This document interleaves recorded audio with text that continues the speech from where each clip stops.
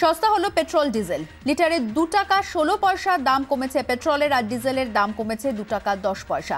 গতকাল মধ্যরাত থেকে কার্যকর হয়েছে নতুন দাম। আন্তর্জাতিক বাজারে তেলের দাম কমাতেই এদেশে এক ধাক্কায় অনেকটাই কমেছে পেট্রোল ডিজেলের দাম।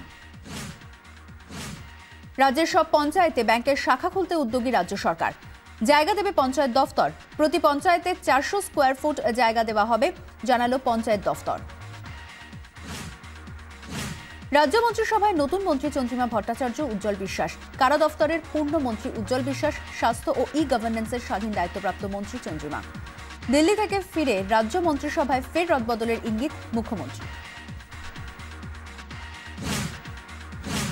ফের কৃষক আত্মঘাতী। শস্যগোলা বর্ধমানে হাইটেনশন বিদ্যুতের তারে হাত দিয়ে আত্মঘাতী চাষি।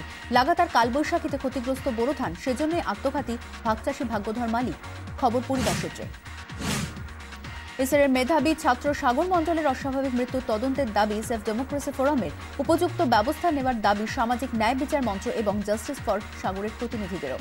এ মাসের 1 তারিখ ইসরের হরিণঘাটা হোস্টেলের ভিতর ঝুলন্ত অবস্থায় উদ্ধার হয় সাগরের দেহ। দীর্ঘদিন ফেরি সার্ভিস বন্ধ, নাকাল পড়ুয়া থেকে গ্রামবাসীরা। নির্বিকার প্রশাসন, বারবার জানিয়েও মেলেনি ফল। রোজ রোজ প্রাণ হাতে পায়ে হেঁটে নদী পারাপার।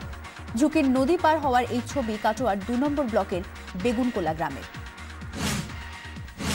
ফের কেন্দ্র রাজ্য সংঘাত। রাজ্যের সৌর বিদ্যুৎ প্রকল্প আলোশ্রীতে অনুদান বন্ধের ঘোষণা কেন্দ্রের। প্রকল্পের কাজ বন্ধের নির্দেশ, ক্ষুব্ধ মুখ্যমন্ত্রী। আন্তর্জাতিক আদালতে ফের অপদস্থ পাকিস্তান। কুলভূষণের স্বীকারোক্তি ভিডিও পেশের অনুমতি দিল না কোর্ট। মানবিকতার সব সীমা লঙ্ঘন করেছে পাকিস্তান। আদালতে সওয়াল ভারতের, অবিলম্বে কুলভূষণের মুক্তির দাবি। কপিল মিশ্রকে কেজরিওয়ালের স্ত্রীর হুমকি টুইটের যে নিন্দায় সরব বিজেপি। নিজের সাহস নেই, তাই স্ত্রীর টুইটার অ্যাকাউন্ট ব্যবহার করে কপিলকে তোপ আপ সুপ্রিমোরই। অভিযোগ বিজেপি। 36 কোটি টাকার হিসেব গোপন করেছে আপ, মন্তব্য ছিল কপিলের। এরপরেই হুমকি টুইট। মিথ্যে কথা বলার পরিণাম শিগগিরই হাতে নাতে পাবেন কপিল।